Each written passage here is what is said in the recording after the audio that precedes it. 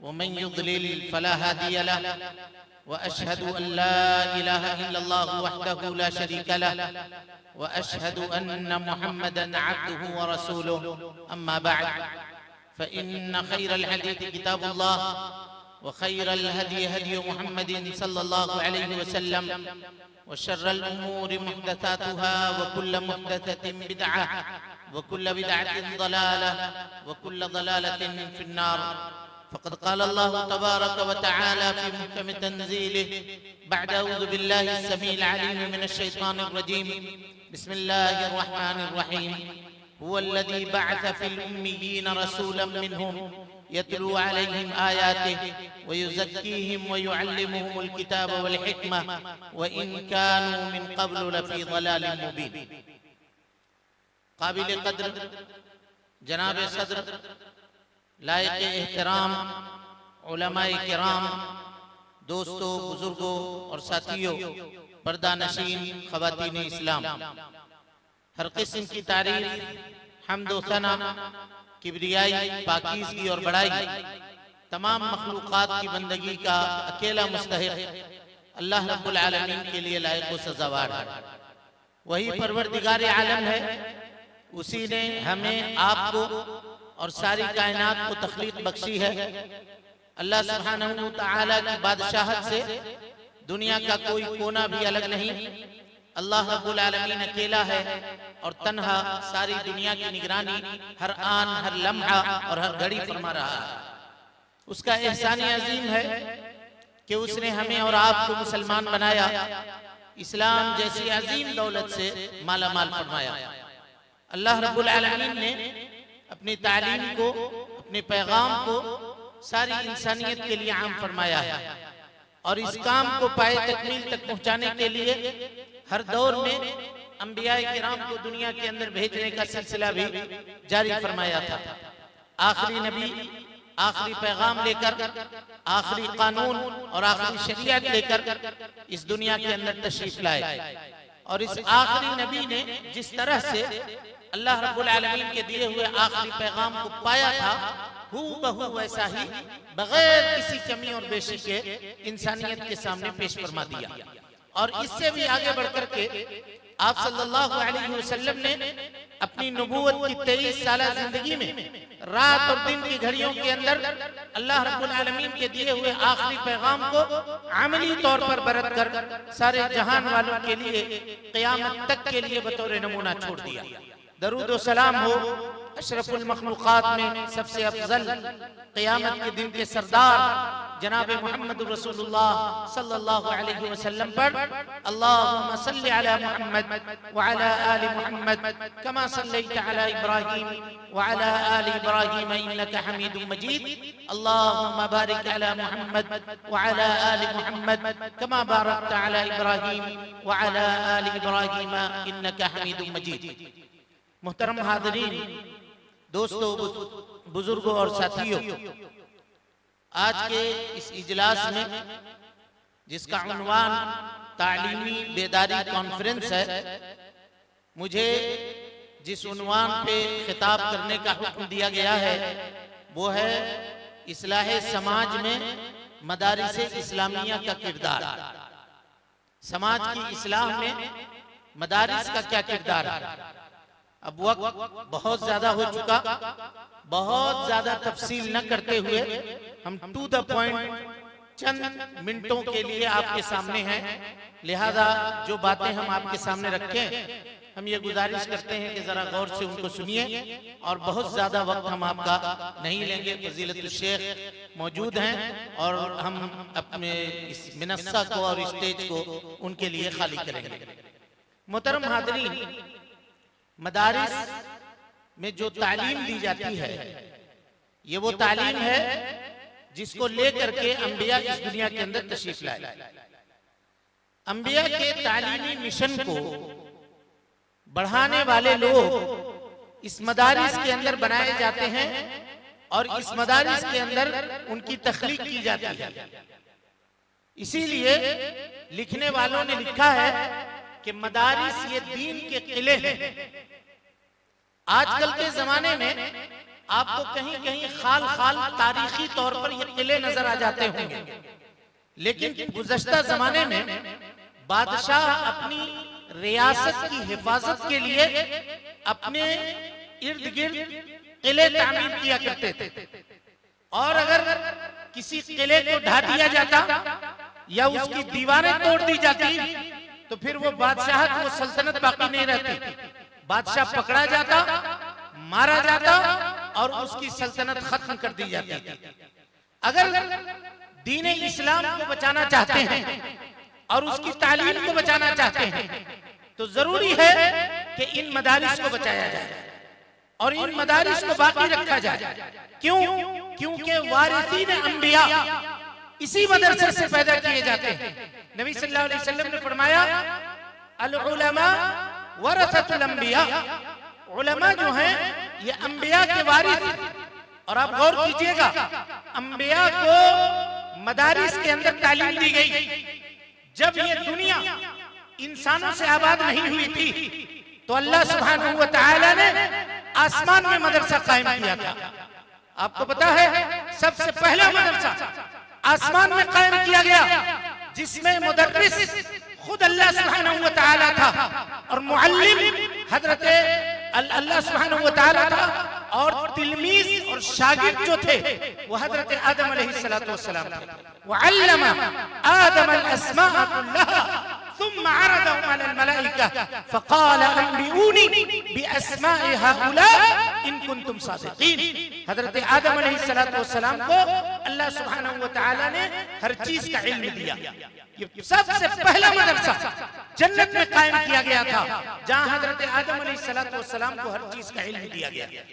और उसके बाद हर दौर में अंबिया रूए जमीन में मबूत होते रहे और अपने अपने कौम के सामने उन्होंने दावत दीन का फरीजा अंजाम दिया। वलक़द बअसना फी कुल्ली उम्मतिन रसूला अन इअबुदुल्लाह वज्तनिबुत तागूत। हर उम्मत में हमने एक रसूल भेजा जिनका काम ये था कि वो अपने लोगों को एक अल्लाह की इबादत की तरफ बुलाते और अल्लाह के अलावा जिन जिन चीजों की इबादत की जाती है उनकी इबादत से इज्तिनाब करने की दावत दिया करते थे। यही अंबिया का मिशन था। अंबिया अलैहिस्सलातु वस्सलाम के बाद जब आखिरी नबी का दौर आया, गौर कीजिएगा, आखिरी नबी जो हमारे और आपके नबी हैं और उसके बाद क़यामत तक कोई नबी आने वाला नहीं है, जो खातमुल अंबिया वल मुरसलीन है, जनाब मोहम्मद रसूलुल्लाह सल्लल्लाहु अलैहि वसल्लम। जब उनके दौर का आगाज हुआ तो सबसे पहला मदरसा नबी सल्लल्लाहु अलैहि वसल्लम के जमाने में गारे हिरा के अंदर कायम किया गया। जरा गौर से सुनिए, कहां कायम किया गया? हिरा की पहाड़ी के ऊपर कायम किया गया, उस गार में कायम किया गया जहां अल्लाह के नबी जनाब मोहम्मद रसूलुल्लाह सल्लल्लाहु अलैहि वसल्लम तन्हाई में अकेले अल्लाह सुब्हानहू व तआला की इबादत के लिए जाया करते थे। आप सबको मामला और वाकया पता है। हजरत जिब्रील आए और आने के बाद आपको अपने सीने से लगा करके दबाया और कहा इक़रा, मोहम्मद सल्लल्लाहु अलैहि वसल्लम पढ़िए। कहा मा अना बिकारी। अगर कुरान मजीद के नुज़ूल के एतबार से सबसे पहली आयत इक़रा बिस्मि रब्बिकल लज़ी खलक़ है तो हदीस मुस्तफा के वुरूद के एतबार से सबसे पहली हदीस मा अना बिकारी है। और कीजिएगा, इब्ने क़य्यिम कहते हैं कि अगर उम्मत अपने आप को इन दो चीजों से जोड़ करके रखती है, इक़रा बिस्मि रब्बिकल लज़ी खलक़ को अपना मनसबे ऐन बनाती है, नस्बुल ऐन बनाती है और इल्म हासिल करती है, तो दुनिया में आगे बढ़ने से उसको कोई नहीं रोक सकता। और आदमी चाहे कितना बड़ा आलिम क्यों ना हो, अगर उसको पता नहीं है तो मां अना बेकारी कहने में कभी भी शर्म महसूस न करे। कहे ला अदरी, मैं नहीं जानता हूं। लेकिन आज उम्मत ने इन दोनों चीजों को छोड़ दिया। अब गौर कीजिए, हजरत मूसा के जमाने में जिस चीज का रिवाज था अल्लाह सुब्हानहू व तआला ने उनको वो मौजज़ा दिया। हजरत ईसा के जमाने में तिब और डॉक्टरी इसका रिवाज था तो हजरत ईसा को वो मौजज़ा दिया गया। और जनाब मोहम्मद रसूलुल्लाह सल्लल्लाहु अलैहि वसल्लम के ऊपर जो किताब अल्लाह सुब्हानहू व तआला ने नाज़िल की उसका पहला लफ्ज़ इक़रा बिस्मि रब्बिकल्लज़ी खलक़ था। ये इस बात की जानिब इशारा है कि अब जो दौर आने वाला है, जो जितना पढ़ेगा वो उतना बढ़ेगा, और जो जाहिल होगा वो सबसे पीछे रहेगा। जो जितना पढ़ेगा उतना बढ़ेगा। आप इसका मुशाहिदा कर सकते हैं। हम तालीम की तफरीक नहीं करते, लेकिन वो तालीम जिसको दीनी तालीम की कीमत के ऊपर हासिल किया जाए, वो तालीम दुरुस्त नहीं है। कब्र में आपसे ये सवाल नहीं होगा कि आपने कौन सी डिग्री हासिल की है। वहां ये पूछा जाएगा कि तुमको रब की मारिफत है, तुमको तुम्हारे दीन की मारिफत है, तुमको जनाब मोहम्मद रसूलुल्लाह सल्लल्लाहु अलैहि वसल्लम की मारिफत है।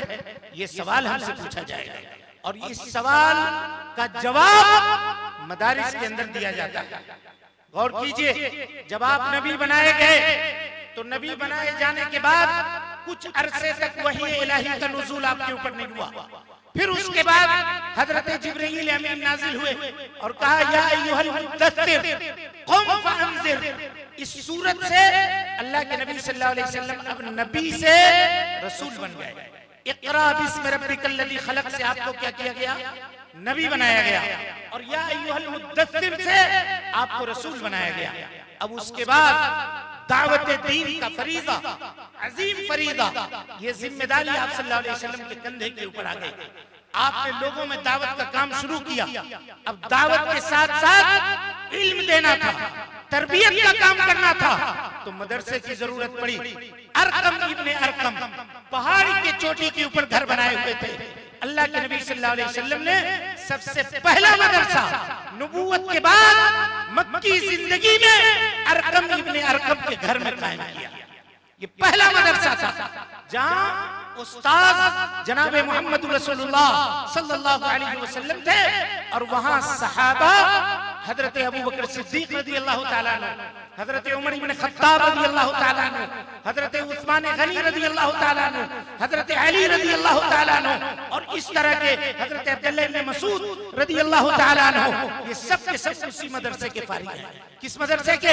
जिस मदरसे को अरकम इब्ने अरकम कहा जाता है। हाँ, रजिस्ट्रेशन वगैरह का मामला नहीं था, खुफिया तालीम दी जाती थी, लोग छुप छुपा करके वहां जाया करते थे। इससे एक बात आप जान लीजिए, अल्लाह का ये दीन, चाहे हम उसको सीखें या न सीखें, चाहे रुकावटें पैदा की जाएं, अल्लाह सुब्हानहू व तआला अपने इस दीन को मुकम्मल करके छोड़ेगा। आपको एक मिसाल देता हूं, जरा इस मिसाल से इस मामले को समझिए। रशिया में तकरीबन 70 साल तक कम्युनिस्ट हुकूमत का गलबा रहा, और वहां पर दीनी तालीमात के ऊपर पाबंदी लगाई गई। अगर कोई आदमी कुरान मजीद के नुस्खे पढ़ते हुए पकड़ा जाता तो उसको जेल के सलाखों के पीछे डाल दिया जाता था। 90 या 91 में जब अल्लाह सुब्हानहू व तआला ने रूस को पसपा किया और कम्युनिस्ट हुकूमत से आजादी मिली, तो उसके बाद सबसे पहला वक्त उम्रा करने के लिए हाजियों का या उम्रा करने वालों का एक काफिला सऊदी अरब आया। लोग हैरान थे कि अब इनसे किस जुबान में गुफ्तगू की जाए, क्योंकि इनके यहाँ तो हर चीज पाबंदी थी। अजान पे पाबंदी, नमाज पे पाबंदी, मस्जिद बनाए जाने पे पाबंदी, कुरान मजीद के नुस्खों पर पाबंदी। लेकिन आप हैरान रहेंगे कि जब मुतरजिम इनसे गुफ्तगू करने के लिए जद्दा एयरपोर्ट पर पहुंचा, तो जो लोग आए थे वो सब के सब बेहतरीन अरबी बोल रहे थे, बेहतरीन अरबी बोल रहे थे। इनको ताज्जुब हुआ, कहा कि आप इस कैद-ओ-बंद की सुऊबत में ये जबान कैसे सीखा आपने? तो कहा कि सुनिए, रात की तारीकी में हम एक घर मुतय्यन करते थे, हमारा उस्ताद वहां पहले से मौजूद होता और हम वहां जाकर के कुरान मजीद की तालीम हासिल करते थे।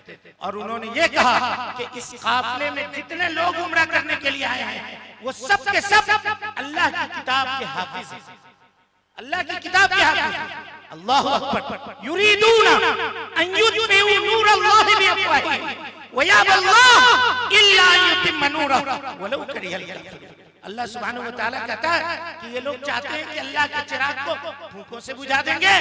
अल्लाह ये चाहता है कि वो अपने पैगाम को पूरी दुनिया में फैला दे, अगरचे ये बात नापसंद करने वालों को कितनी ही नागवार क्यों न गुजरे। अगर नागवार गुजरता है तो गुजरने दीजिए, वो मरे अपनी बला से, लेकिन ये अल्लाह का दीन कभी न दबा है और न दबेगा। ये बात जान लीजिए। हम समझते हैं कि हम दीन की हिफाजत कर रहे हैं, ये खाम ख्याली है। दीन की वजह से हमारी हिफाजत हो रही है। हम अगर इस लायक न हुए, अल्लाह सुब्हानहू व तआला हमें उठा करके फेंक देगा और हमारी जगह पर किसी दूसरे कौम को ले आएगा।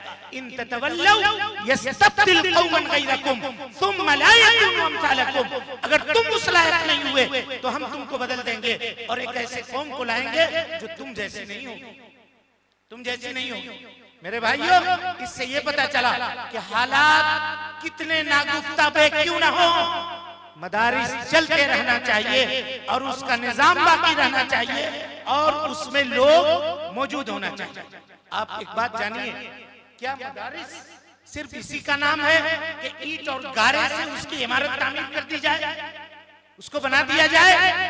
जब बच्चे देने की बात आए तो हम 2.5% ज़कात में से कुछ रकम दे देना हमको बहुत आसान लगता है, लेकिन जब ये कहा जाए कि अपने बच्चे को एडमिशन मदरसे में करवाइए तो बाप का कलेजा डोलता है कि हम इसको मदरसे में रखेंगे। क्या करेगा ये, क्या पढ़ेगा ये? बताइए। जिस दीन से आपको मोहब्बत है, जो दीन आपके निजात का ज़ामिन है, उसके लिए आप अपने बच्चे को नहीं दे सकते, तो फिर आप दीन से मोहब्बत करने वाले कैसे हुए? आप उससे मोहब्बत करने वाले कैसे हुए? उसके बाद आइए, ये दारे अरकम था। फिर जब पहली इस्लामी रियासत का क़याम हुआ, कहां? मदीना मुनव्वरा में।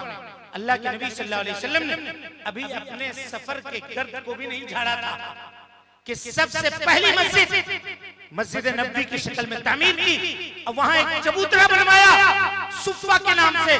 70 सहाबाए किराम के बैठने की गुंजाइश थी और वहां आप सल्लल्लाहु अलैहि वसल्लम ने तालीम का ये सिलसिला जारी किया। इसी मदरसे से फारिग हैं हजरत अबू हुरैरा रज़ियल्लाहु तआला अन्हु, इसी मदरसे के फारिग हैं हजरत सालिम मौला हुज़ैफा रज़ियल्लाहु तआला अन्हु, इसी मदरसे के फारिग हैं उबई इब्न कअब रज़ियल्लाहु तआला अन्हु, इसी मदरसे के फारिग हैं हजरत मुआद इब्न जबल रज़ियल्लाहु तआला अन्हु, जिन्होंने दीन को फैलाया। मेरे भाइयों, नबी सल्लल्लाहु अलैहि वसल्लम ने जब हज्जतुल वदा किया है तो 1,24,000 से ज़ायद सहाबाए किराम नबी सल्लल्लाहु अलैहि वसल्लम के साथ हज में मौजूद थे। लेकिन आप आज बकी जाकर के देखिए, मुश्किल से 10,000 सहाबा की कब्रें बकी में तारीखी तौर पे मिलती हैं और उसका सबूत होता है कि यहाँ वो मदफून हुए। बाकी सहाबा कहाँ गए? कहाँ गए वो जो दीन उन्होंने नबी सल्लल्लाहु अलैहि वसल्लम से सीखा था? उस दीन को फैलाने के लिए निकल गए मुल्क के कोने कोने में। आखिर वो कौन सा काफिला था जो केरला में आकर के उतरा था? वो कौन सा काफिला था जो सिंध के रास्ते इसी हिंदुस्तान में आया था? क्या ये दीन फैलाने वाले सहाबाए किराम नहीं थे जिन्होंने इस मिशन को आगे बढ़ाया? इस दीन को इसी तरह से सीखा गया, सीना बसीना अल्लाह सुब्हानहू व तआला ने इसको मुंतकिल करने का रास्ता मेरे भाइयों पैदा किया और तैयार किया। ये वो मदरसा था जो मदीने में कायम किया गया। उसके बाद हजरत उमर इब्न खत्ताब रज़ियल्लाहु तआला अन्हु का जमाना आया। आपने दारुल हदीस का क़याम किया, इब्न सलाह को उसका जिम्मेदार बनाया और फिर धीरे धीरे धीरे धीरे जैसे जैसे हालात तकाज़ा करते गए मदारिस का निजाम कायम किया जाता रहा। 309 के अंदर कूफा में मदरसा बैहकिया का निजाम डाला गया, कुर्तुबा में जामे कुर्तुबा कायम किया गया और इस तरह से ये मदारिस का जाल रफ्ता रफ्ता बिछाया जाता गया और वहां से फारिग होने वाले लोग दीन इस्लाम की तरवीज और उसकी इशाअत ये करते चले गए। मदारिस का किरदार अगर आपको जानना हो तो इसी हिंदुस्तान में तहरीक जब चली, तहरीक आजादी, तो सबसे पहले अंग्रेजों को नाको चना चबाने वाले लोग ये कौन लोग थे? ये वही उलमा थे जो मदारिस से फारिग थे। आपको मालूम होना चाहिए कि बीरभूम से लेकर के मालदा और बंगाल के उस इलाके में 3 लाख अहले हदीस उलमा को इन अंग्रेजों ने तख्ते-ए-दार के ऊपर चढ़ाया। अहले हदीस उलमा 3 लाख से ज्यादा उलमा को तख्ते-ए-दार के ऊपर चढ़ाया था। और आपको मालूम है वो इलाका आज भी पिछड़ा है, आज भी पिछड़ा है। क्यों? इसलिए कि अंग्रेज के हाथ में जब इक्तिदार आया तो उन्होंने इनको तमाम तर सहूलतों से महरूम रखा।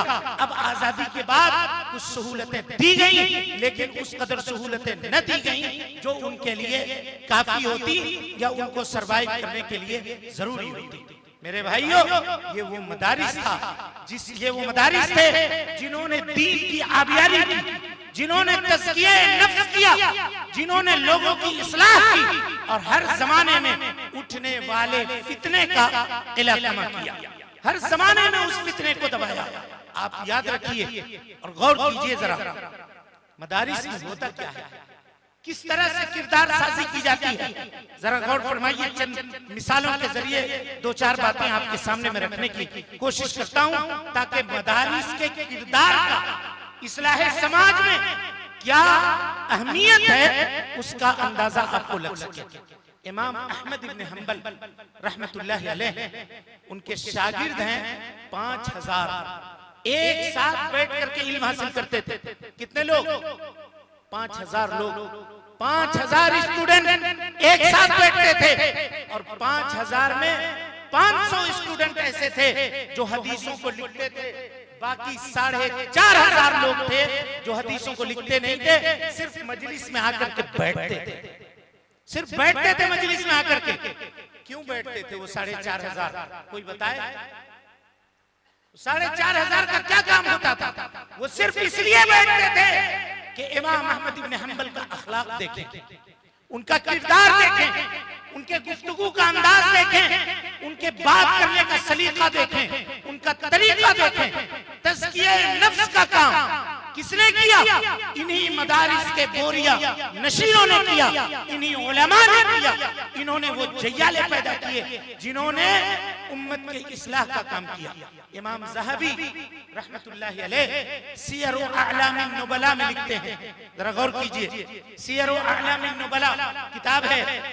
इमाम अबू दाऊद रहमतुल्लाहि अलैह की सवाने जब लिखते हैं उसमें तो कहते हैं कि इमाम अबू दाऊद अस्सिजिस्तानी तक़वा में, वरा में इमाम अहमद इब्न हंबल के हम पाया थे।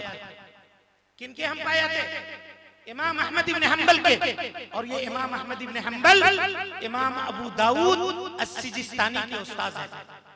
और इमाम अहमद इब्न हंबल के उस्ताद इमाम वकी इब्न जर्राह हैं, और वकी इब्न जर्राह के उस्ताद सुफियान हैं, और सुफियान के उस्ताद नखई हैं, नखई के उस्ताद इब्राहिम हैं, और इब्राहिम के उस्ताद अलकमा हैं, और अलकमा के उस्ताद हजरत अब्दुल्लाह इब्न मसूद हैं। ये कौन लिख रहा है?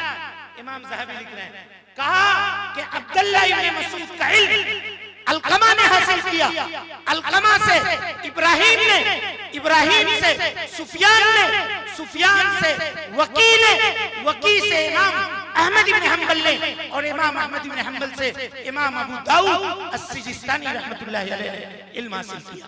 और अलकमा ने जिससे इल्म हासिल किया वो अब्दुल्लाह इब्न मसूद कौन है? आप जानते हैं? आप जानते हैं अब्दुल्लाह इब्न मसूद कौन है? तिरमिजी की उस रिवायत को उठाइए, गौर से सुनिए। मदारिस का किरदार बता रहा हूं आपके सामने। नबी सल्लल्लाहु अलैहि वसल्लम और हजरत अबू बकर सिद्दीक रज़ियल्लाहु ताला अन्हु सहरा में गए, देखा कि एक छोटा बच्चा हाथ में लाठी लिए हुए बकरियां चला रहा है। ये कोई दूसरा नहीं, ये अब्दुल्लाह इब्न मसूद थे। हजरत अबू बकर करीब गए, कहा कि ए बच्चे, हमें भूख लगी है, तुम्हारे पास कोई बकरी है? उसका दूध दूहना चाहते हैं, पीना चाहते हैं। कहा बकरी तो है हुजूर, लेकिन बकरी मेरी नहीं है, मेरे मालिक की बकरी है। हम बगैर मालिक की इजाजत के वो बकरी नहीं दे सकते, दूध पीने की इजाजत नहीं दे सकते। हजरत अबू बकर सिद्दीक ने कहा कि अच्छा ठीक है, ऐसा करो कि एक ऐसी बकरी दो जिसने आज तक किसी बकरे का मुंह तक न देखा हो। ऐसी बकरी दो। कहा कि वो है, देखिए ले आइए। पकड़ कर ले आए हजरत अबू बकर सिद्दीक और कहीं से ढूंढ करके एक खोखला पत्थर लाए। अल्लाह के नबी सल्लल्लाहु अलैहि वसल्लम ने बकरी के थन के ऊपर हाथ फेरा। वो बकरी जो अभी तक गाभिन नहीं हुई थी, जिसने अभी तक बच्चा नहीं दिया था, उसके पीठ के ऊपर सरवरे कौने ने अपना हाथ फेरा, उसके थन में दूध आ गया। आपने उस खोखले पत्थर में दूध दुहा, खुद पिया, हजरत अबू बकर सिद्दीक को पिलाया और उसके बाद थोड़ा सा दूध जो बचा था वो अब्दुल्लाह इब्न मसूद को दे दिया। उन्होंने भी दूध पिया। अब्दुल्लाह इब्न मसूद कहते हैं कि इस आदमी की हरकत, गौर कीजिएगा, इसकी अदा, इसकी गुफ्तगू का अंदाज, इसका चाल चलन, ये मेरे दिल के अंदर उतर गया। शरे शाम बकरियों को लेकर जाता था, आज पहले ही हका कर ले गया। उकबा इब्न मुईद के हवाले किया, ये आपकी बकरियां आप ले लीजिए। और अरकम इब्न अरकम के घर में उसी मदरसे में हाजिर हुए। या रसूल अल्लाह अल्लिमनी मिन हाज़ल कलाम, अल्लाह के नबी सल्लल्लाहु अलैहि वसल्लम वो कलाम हमें सिखा दीजिए ना, जो कलाम आप पढ़ते हैं, जो तिलावत आप करते हैं, वो हमको भी बता दीजिए। इन्नका गुलैयुल मुअल्लम, ए अब्दुल्लाह इब्न मसूद, तू बहुत होनहार बेटा है, तू बहुत होनहार बच्चा है, तुझे तालीम दिया जाएगा, तुझे कुरान की आयतें सिखाई जाएंगी और वहीं बैठ करके कुरान मजीद की तिलावत सीखते हैं। जानते हैं ये कौन है? नबी ने कहा था इस्तक़राउल कुरान मिन अर्बा, लोगों 4 लोगों से कुरान सीखना, 4 लोगों से, अब्दुल्लाह इब्न उबई से, 4 लोगों से कुरान सीखना, उबई इब्न काब से, अब्दुल्लाह इब्न मसूद से, उबई इब्न काब से, अब्दुल्लाह इब्न मसूद से, सालिम मौला हुज़ैफा से, मुआज़ इब्न जबल से। कहा ये 4 लोग हैं, इन चारों से कुरान मजीद सीखना। और जिनमें से ये पहला फारिग, ये कौन है?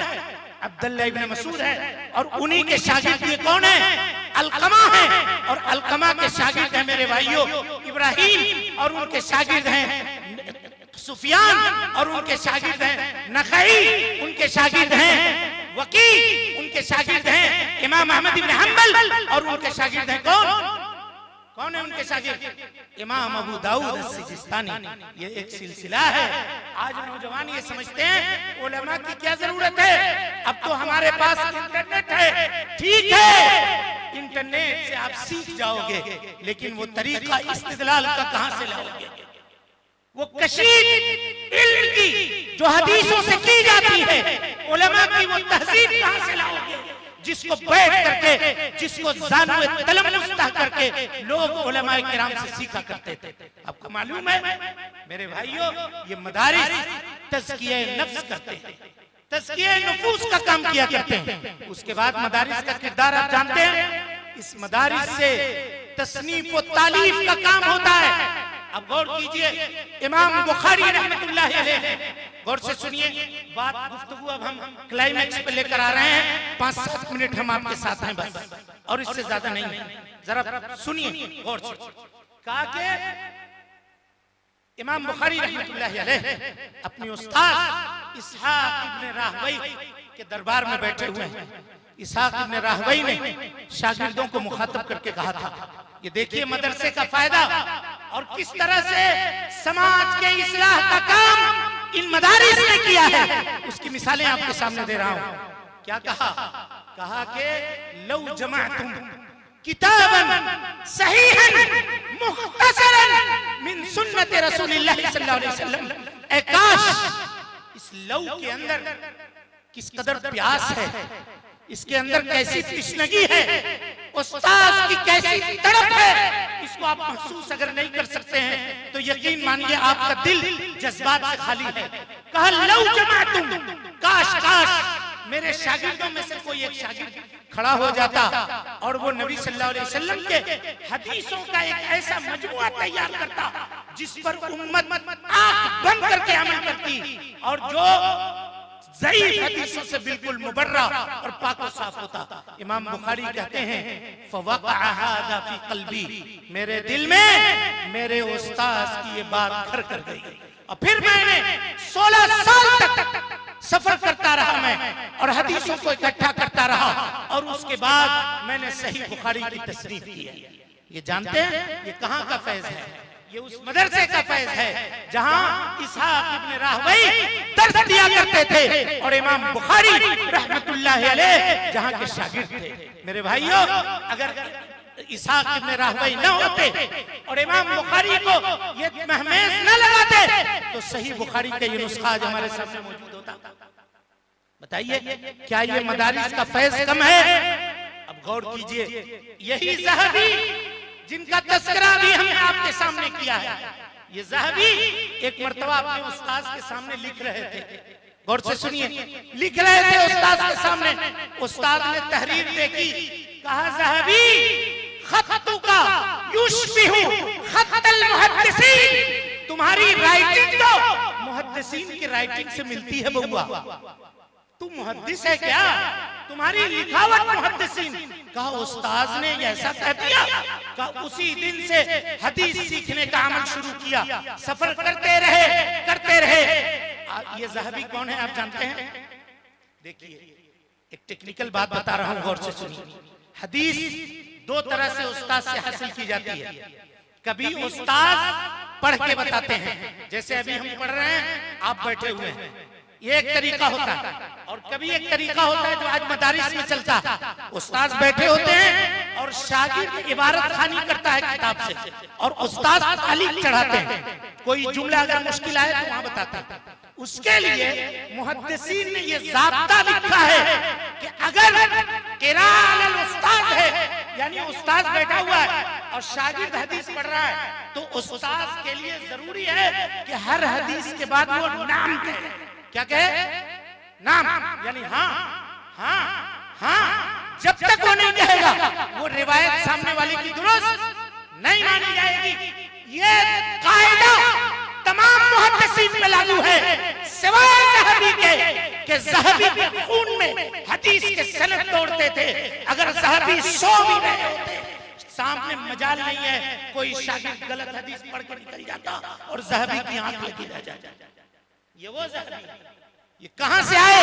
इनके उस्ताद ने कहा था खत्तु का युशबिहु खत्तल मुहद्दिसीन, तुम्हारी राइटिंग तो मुहद्दिसीन की राइटिंग की तरह है, तुम मुहद्दिस बन। और जानते हैं हाफिज इब्न हजर का नाम सुने आप लोग? बोलिए, हाफिज इब्न हजर को जानते हैं? कौन है हाफिज इब्न हजर? कौन है हाफिज इब्न हजर? जबलुल इल्म, सही बुखारी के शारिह, फतुल बारी के मुसन्निफ, खाने काबा गए हज करने के लिए, तवाफ से फारिग हुए, जमजम के कुएं के पास पहुंचे, जमजम का पानी पिया और दुआ किया, अल्लाह मुझको ज़हबी की तरह इल्म अता कर, अल्लाह ज़हबी तरह मुझे बना दे। ये जबलुल इल्म हाफिज इब्न हजर की दुआ है। वो खाने काबा में क्या मांग रहे हैं? कह रहे हैं अल्लाह मुझको ज़हबी बना दे, जो इल्म तूने ज़हबी को दिया है वो इल्म मुझे दे दे। और जानते हैं यही ज़हबी अपना तर्जमा लिखते हैं सियर व आलम नुबला में, कहते हैं ज़हबी फुला इब्ने फुला, चंद किताबों का मुसन्निफ जिसके बारे में लोग कहते हैं कि किताब मुफीद है, अगर इसकी ईमान सलामत रहे तो इसके लिए बहुत बड़ी बात है। ये कह करके उन्होंने अपनी जिंदगी का बाप तमाम कर दिया। आज कोई आदमी अल्लामा, फहामा और पता नहीं नकीब मिल्लत, खादिमे दीनो मिल्लत, खादिमे फला और फला, उस लक़ब से कम के ऊपर कोई राजी नहीं होता। मुफ्ती दौरा अगर न कहा जाए तो लोग नाराज हो जाते हैं, जबलुल इल्म न कहा जाए तो लोगों के माथों के ऊपर बल आ जाता है। ज़हबी दौरा कह रहे हैं कि कुछ किताबें उसने तसनीफ की है, जिनमें से उसकी ये किताब भी है सियर व आलम नुबला। लोग कहते हैं कि किताब मुफीद है, लेकिन ज़हबी कहता है कि अगर उसका ईमान सलामत रहे और ईमान के ऊपर उसका खात्मा हो जाए तो ये उसके लिए बड़ी बात होगी। ये तवाज़ो ये कहां से आया? ये कहां से आया? मेरे भाइयों, ये मदारिस का देन है, ये मदारिस की देन है, वहां से ये तवाज़ो। और चीजें आप जानना चाहते हैं मदारिस के सिलसिले में तो आप इसी हिंदुस्तान में देखिए, जब अंग्रेज आया उससे पहले मुगलिया सल्तनत का मामला था, जिसका नाम लेना आज जुर्म समझा जा रहा है, जुर्म समझा जा रहा है। तालीक मुकर्रर थे, उन्होंने कभी दो नजरी नहीं की तारीख उठाकर देखें, हाँ तारीख से छेड़छाड़ लोगों ने जरूर किया है। कोई स्कूल का निजाम नहीं था। बरगद के पेड़ के नीचे एक उस्ताद के सामने गुरु गोविंद सिंह भी बैठा हुआ है और सामने में अब्दुल रहीम भी बैठा हुआ है। बैजावी के नुस्खे अब्दुल रहीम को पढ़ाए जा रहे हैं और दूसरी किताबें रामायण और इस तरह की चीजें गुरु गोविंद सिंह पढ़ रहा है। ये इंतजाम किसने किया था? खुद अंग्रेज राइटर लिखता है कि जब हम हिंदुस्तान आए थे तो हिंदुस्तान में लिटरेसी 95% थी, यानी 95% लोग यहाँ इल्म जानते थे, तालीम सीखते थे। ये निजाम था उस जमाने में। और जब गोरा मुल्क छोड़कर गया है, अंग्रेज मुल्क छोड़कर गया है, तो मुल्क के 60% आबादी को बस के पीछे लिखा गया, नंबर तक नहीं पढ़ना आता था। आज वो हमको सिखा रहे हैं कि तहजीब क्या है। आज वो हमें बता रहे हैं कि दीन क्या है। जहालत का जो नंगा नाच तुमने फैलाया है, तारीख कभी तुमको माफ नहीं करेगी। लेकिन हमारे अक्लों के ऊपर पर्दा पड़ गया। इंग्लिश बोलना ये कमाल शर्फ समझा जाना लगा। मौलवियों को ये ताना दिया जाता है कि तुम कुछ नहीं जानते, तुम्हें क्या मालूम। लोग कहते हैं कि आज भी तुम तौहीद तौहीद तौहीद तौहीद करते हो। अरे दुनिया चांद पे चली गई, सितारे पे चली गई, फला चली गई, फला चली गई। जाओ तुम चांद पे जाओ, तुम सितारों पे जाओ। हम चांद के खालिक पे जाते हैं, हम उसकी मारिफत हासिल करते हैं जिसने चांद को पैदा किया। हम उसकी मारिफत सीखते हैं जिसने सूरज को बनाया। हम उसकी मारिफत हासिल करते हैं जिसने आसमान और जमीन के इस निजाम को बनाया। तुम अपने नसीबे पे खुश हो जाओ, हम अपने नसीब के ऊपर खुश हैं। मेरे भाइयों, कल क़यामत में अल्लाह ये सवाल नहीं करेगा कि कौन सी डिग्री तुम लेकर आए थे। और उसके बाद देखिए, इसी हिंदुस्तान में मुल्क भी आजाद नहीं हुआ था और बेतहाशा उलमा को कत्ल किया जाने लगा। यही सादिकपुर जो आपके बगल में है, आप सब जानते हैं नहीं। हाँ, ईद के दिन इनके घरों के ऊपर बुलडोजर चला दिया गया। नेहरू ने बाद में आकर के कहा था कि पूरे हिंदुस्तान के मुजाहिदीन आजादी के कुर्बानियों को तराजू के एक पल्ले पे रख दिया जाए और उलमा सादिक के कुर्बानियों को तराजू के एक पल्ले पे रख दिया जाए तो इनका पल्ला भारी हो जाएगा। ये कौन थे? ये सब के सब अहले हदीस थे, जिन्होंने ये तौहीद जिसके पास होगा वो गुलामी कभी कबूल नहीं करेगा। ये जान लीजिए, न मज़ारों की गुलामी, न शिर्क की गुलामी, न बिदअत की गुलामी, न पीरों की गुलामी, न मुर्शिदों की गुलामी, न तकलीद की गुलामी, कोई गुलामी कबूल नहीं करेगा। इसीलिए सबसे पहले अंग्रेजों की गुलामी से छुटकारा पाने का बिगुल जिन्होंने फूंका था वो अहले हदीस थे। इसीलिए मश्क सितम सबसे ज्यादा जिनके ऊपर टूटा वो हमारे ही आबा व अजदाद थे। इन्होंने देखा कि उलमा कत्ल किए जा रहे हैं, मामलात नागुफ्ता हो रहे हैं, तो 1856 के अंदर पहला बाकायदा मदरसा दारुल देवबंद के तौर पे कायम किया गया और फिर 67 में 66 में ये कायम किया गया गालिबन, और 67 में सबसे पहला मदरसा अहले हदीसों का जामिया आलिया अरबिया मऊ के अंदर कायम किया गया। और उसके बाद सबसे पहला दारुल इकामा मदरसा अहमदिया सलफिया आरा के अंदर कायम किया गया। जो आप ही के गांव के रहने वाले, इसी बस्ती के रहने वाले, अल्लाह उनके कब्र को नूर से भर दे, अब्दुल अजीज मुहद्दिस रहीम आबादी हुस्नुल बयान वाले ने कायम किया था, जिसके फैज से फारिग आज इस स्टेज के सदर हैं और मैं आपके सामने कुछ बोलने के, हम सब उनके रूहानी औलाद हैं। अल्लाह सुब्हानहू व तआला उनके कब्र को नूर से भर दे। ये दारुल उलूम अहमदिया सलफिया न होता तो आज हम आपके सामने न होते, अल्लाह का फजल न होता और उसका करम न होता तो आज हम आपके सामने न होते, हमारे ये असातिज़ा न होते जिन्होंने खून जिगर दे करके हमको सिखाया। तो रात की इस तारीकी में दूर दराज का सफर करके आके हम दो लफ्ज आपके सामने बोलने के काबिल न होते। आप क्या समझते हैं मदारिस ऐसे ही है? और उसके बाद मेरे भाइयों, इस हिंदुस्तान के हालात में मदारिस का मामला चला, आज फिर हालात नागुफ्ता हैं। बुलडोजर की बात हो रही है, निसाबे तालीम की बात हो रही है, कागज दिखाने की बात हो रही है, रजिस्ट्रेशन की बात हो रही है। ठीक है, हम सब चीज कबूल करने के लिए तैयार हैं, लेकिन जरा ये तो बतलाइए कि आप 2.5% ज़कात दे करके सोचते हैं कि हमने मदारिस का हक अदा कर दिया, इन मदारिस को बच्चा कौन देगा? आज जरूरत है मदारिस वाले माल और पैसे का चंदा न करें, बच्चा चंदा करें। बच्चा जाकर के बाप के सामने झुक जाएं, वो किरदार अदा करें जो जामिया इस्लामिया अफ्रीका के अंदर अदा किया करता।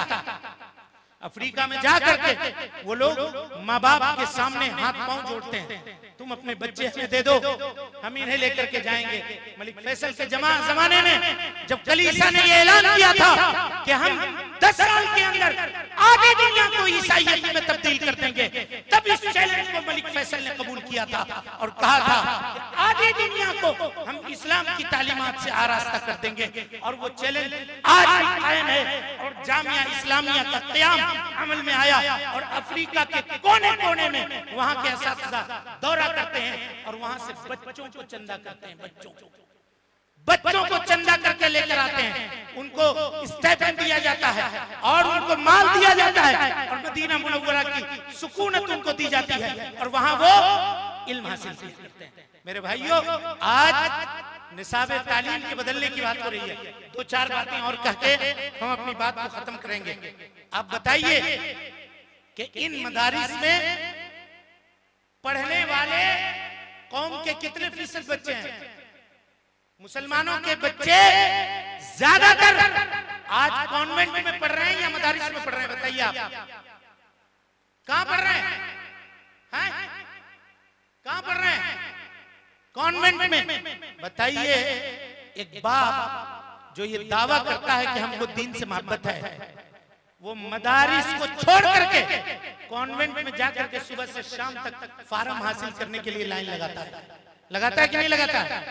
और उसके बाद वो बच्चा जो मुवहिद था, जिसको अल्लाह ने मुवहिद बना करके मुवहिद घराने में पैदा किया था, उसको हम ले जाकर के शिर्क के अड्डे में जमा कर देते हैं और वो सुबह सुबह जब उठ कर जाता है तो कहता है, Jesus come to my heart, come to my heart. ये क्या है?